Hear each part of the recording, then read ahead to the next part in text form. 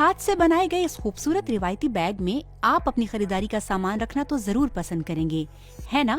لیکن اصل میں یہ کوئی بیگ نہیں ہے، بلکہ اسے کھایا جا سکتا ہے۔ آئیے جانتے ہیں کہ بیٹرس موٹیرو اس بیگ اور دیگر اشیاء کی شکل والے کیک کیسے بناتی ہیں۔ بیکنگ ریسیپی کا تعلق اس میں استعمال ہونے والے اجزاء اور آپ کی لگن سے ہے، اور اسی لیے ہم کہتے ہیں کہ بیکنگ میں ہم اپنا پیار بھی شامل کرتے ہیں۔ بیکنگ کینیا کی ایوارڈ یافتہ بیکر بیٹرس موٹیرو کا مشغلہ تھا، مگر آج وہ اس سے بڑھ کر اسے ایک کامیاب کاروبار کے طور پر چلا رہی ہیں۔ کسٹمائزڈ کیکس کا کاروبار انہوں نے 2003 میں شروع کیا۔ اس سے قبل کہ ہم یہ جانیں کہ کیکس کو وہ دوسری اشیاء کی شکل کیسے دیتی ہیں، ان سے پوچھتے ہیں کہ ان کی بیکنگ سے محبت کا آغاز کیسے ہوا۔ میں جب چھوٹی تھی اور کیکس بناتی تھی تو میرے بہن بھائی انہیں بہت پسند کرتے تھے، جس سے مجھے بے حد خوشی ہوتی تھی۔ اس سے مجھے احساس ہوا کہ میں ہر روز کیک بنانا چاہوں گی، اور تبھی میں نے جانا کہ میں یہ بزنس کرنا چاہتی ہوں۔ اپنے کاروبار کے آغاز سے اب تک بیٹرس ایسٹ افریقن اینول فیسٹیول میں 10 سے زائد ایوارڈز جیت چکی ہیں۔ اگرچہ ڈیزائنرز کیک کے اجزاء ان اجزاء کی طرح ہی دکھائی دیتے ہیں جو آپ عموماً اپنے گھروں میں استعمال کرتے ہیں، لیکن ان میں کچھ فرق ہے۔ یہ معلوم ہونا چاہیے کہ آپ کو کیسا کیک بنانا ہے۔ شاید آپ کے کسٹمر کسی مخصوص ڈیزائن کا کیک چاہتے ہوں۔ اس صورت میں ان کے بتائے ہوئے ڈیزائن کی تصویر لے لیں، پھر یہ دیکھیں کہ آپ کون سی ترکیب سے کیک بنائیں گے۔ اجزاء کی مقدار کا خیال رکھیں اور یقینی بنائیں کہ وہ معیاری ہو۔ ہم نے اس میں چینی ڈالی ہے اور اب ہم اس میں دودھ اور تیل شامل کر رہے ہیں۔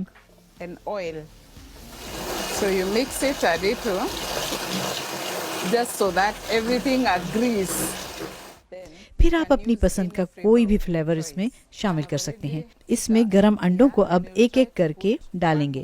ہم نے بیکنگ پاؤڈر کو بھی پہلے ہی آٹے میں مکس کر دیا تھا۔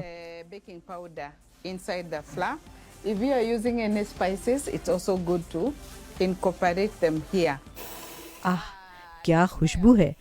اب میں اسے آہستے آہستے سے مکس کروں گی، اور اب اصل جادو اوون میں ہوگا۔ آخر یہ اتنے خوبصورت کیسے بنتے ہیں؟ ہم اسے ٹھنڈا ہونے دیں گے اور پھر اس پر سجاوٹ شروع کریں گے۔ میں نے آپ کو اوون سے نکال کر جب کیک دکھایا تھا اس کا تصور کریں، اور اس کے بعد سجاوٹ کے مرحلے سے گزر کر اب یہ اس طرح دکھائی دے رہا ہے۔ فائنل لک کے لیے ہمیں ذرا سا انتظار کرنا ہوگا۔ یہ کیک کتنے مزیدار ہیں یہ تو کھا کر ہی پتہ چلتا ہے۔ بیٹرس کے لیے کیک کا ایک پیس بھی بہت اہمیت کا حامل ہے۔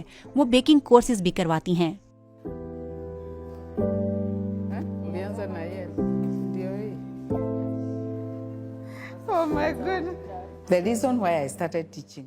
میں نے کورسز دینا کیوں شروع کیے؟ مثال کے طور پر اگر میں اپنا بنایا ہوا کیک کسی شادی میں لے جاؤں تو وہ دلہن کو پسند آ جاتا ہے اور وہ چاہتی ہے کہ وہ بھی ایسا ہی کیک بنائے، تو میں نے بیکنگ کلاسز اس لیے شروع کی۔ ہمارے کیک جہاں بھی جاتے ہیں لوگ انہیں بنانا سیکھنا چاہتے ہیں۔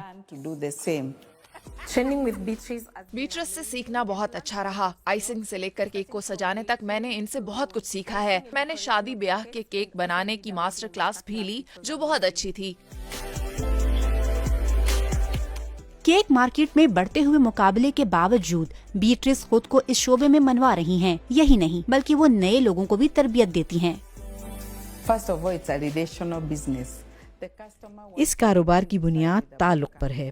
گاہک بیکر کے ساتھ اس لیے شناسائی چاہتا ہے کہ بیکر یہ سمجھے کہ کسٹمر کو کیا چاہیے۔ مجھے فخر ہے کہ میں نے ایسے کسٹمائزڈ کیکس بنانا شروع کیے۔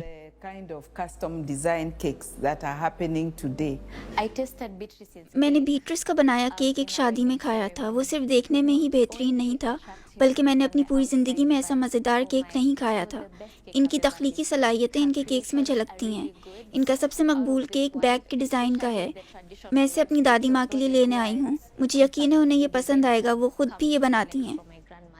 And I know it will make my grandmother happy since she's also a kyondo maker.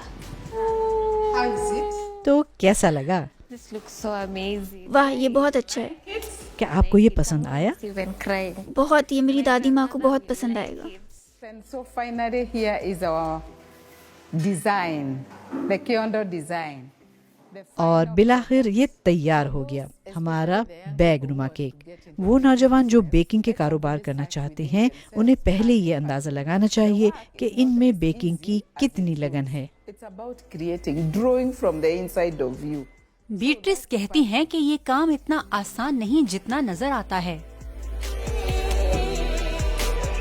اپنی لگن اور ان کیکس کے ذریعے بیٹرس اپنے کسٹمرز کو بھی حقیقی خوشی دے پاتی ہیں۔